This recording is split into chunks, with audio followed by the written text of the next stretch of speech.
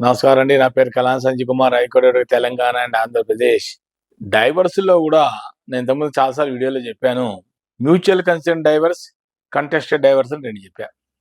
భార్యాభర్తల మధ్య వివాహం అయిన తర్వాత సపోజ్ భార్యకి కొంచెం ఆస్తి ఉందనుకుందాం. భార్య తండ్రి అమ్మాయి పేరు మీద 1 ఎకరం భూమి రాసి ఇచ్చాడు. నువ్వు ఉంచుకో ఈ ప్రాపర్టీ గిఫ్ట్ డీడ్‌గా ఇచ్చాడు. భర్త భార్యను చూసుకోవడం మానేసి నువ్వు ఆ గిఫ్ట్ ఇస్తేనే నేను కాపురానికి వస్తాను, కాపురానికి రా లేకపోతే దొబ్బే అంటే నీకు గిఫ్ట్ మీద ఉన్నంత ప్రాపర్టీ మీద ఉన్నంత ప్రేమ నీకు భార్య మీద లేదనమాట. రోజు తాగొచ్చటం, ఈ ఆస్తి మీద అమ్మాయి మీద గొడవ చేయటం భార్య మీద. ఎంతకాలం అమ్మాయి మటుకు సహిస్తుంది? ఆ అమ్మాయి నేను ఇవ్వనంటే నువ్వు మా ఇంటికి రావడానికి వీలేదని భర్త అన్నాడు. అప్పుడు భార్య కోర్టులో కేసు వేసింది. ఏ కేసు వేసింది? క్రుయాలిటీ కింద వేసింది. Contested divorce. క్రూరతంగా నా భర్త తాగొచ్చి రోజు నన్ను కొట్టి హింసిస్తూ అతనితో పాటు ఆయన యొక్క తల్లి తండ్రి నన్ను వేధించడమే కాకుండా బూతు పురాణం, ఇంకా బూతులు చెప్పలేనంత బూతులు తిట్టడం. దేనికి? ఆమెకి ఆస్తి, ఆమెకు 1 ఎకరం భూమి ఉంది. ఆ 1 ఎకరం భూమి నువ్వు మాకు ఇచ్చేసేయి. నువ్వు నాకు రాసి ఇచ్చేస్తే అప్పుడు నేను కాపురాన్ని నువ్వు నాతో కాపురం చేయి. 1 ఎకరం భూమి కూడా అమ్మాయి ఇచ్చేస్తే రేపొద్దున అబ్బాయి అమ్మాయిని చూస్తాడనే గ్యారంటీ ఏంటి? ఒకసారి తాగుడికి అలవాటు పడ్డ మనిషి బానిసగా అయిన తర్వాత రేపొద్దున ఆ ప్రాపర్టీ అమ్మేసి తాగేసి తందనాడని గ్యారంటీ ఏంటి? కాబట్టి ఈ అమ్మాయి మొండిగా నా ప్రాణం పోయినా సరే నీకు 1 సెంటు కూడా 1 గుంట కూడా నీకు భూమి మీద నీ దిక్కునోడవై చెప్పు అని చెప్పి డైరెక్ట్ గా కోర్టులో కేసు వేయడం, దావా వేయడం జరిగింది.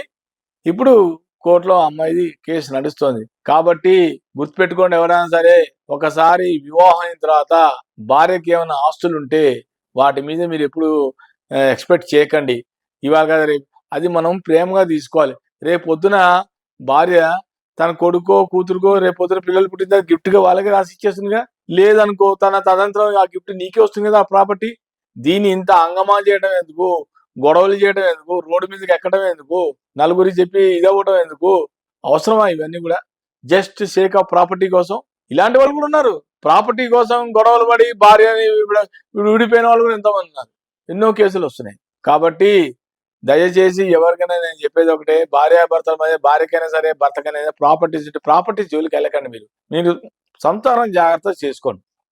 దీని మీద దృష్టి పెట్టద్దు. సంసారం మీద దృష్టి పెట్టండి, పిల్లల మీద దృష్టి పెట్టండి, వాటి మీద ఫోకస్ చేయండి, వాళ్ళ మీద ఫోకస్ చేయండి. అనవసరంగా ప్రాపర్టీస్లో గొడవలు పడిపోయి మీరు రోడ్డు మీద పడిపోయి మీ బంధువుల దాకా వెళ్ళిపోతే రేపు పొద్దున అందరూ నవ్వుకుంటారు, మిమ్మల్ని చూసి నవ్వుకుంటారు, హేళన చేస్తారు. రేపు పొద్దున సొసైటీలో మీరు బయట తలెత్తగలుగుతారా? మిమ్మల్ని చూసి నవ్వుకుంటారు జనం. ఇలాంటివన్నీ దయచేసి చేయకండి. ఉండనివ్వండి, అమ్మాయి కొంటారు, ప్రాపర్టీ ఉంటది. పోతే అబ్బాయి దగ్గర ఉన్న ప్రాపర్టీ నువ్వు అమ్మాయి అయినా సరే అబ్బాయితో గొడవ పడకూడదు. ఆస్తుల గురించి నువ్వు ప్రెషర్ పెట్టకు అబ్బాయిని, భర్తని.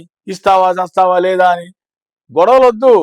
ఎక్కడ పోవు ప్రాపర్టీస్ అక్కడే ఉంటాయి. అది మనం ఒక చేసుకోవటం ఉంటది, మనం ఒక అండర్స్టాండింగ్ మీద ఉంటది. అది గొడవ పడకుండా ఉంటే మీ ప్రాపర్టీస్ ఎవరి ప్రాపర్టీస్ ఎక్కడికి పోవు.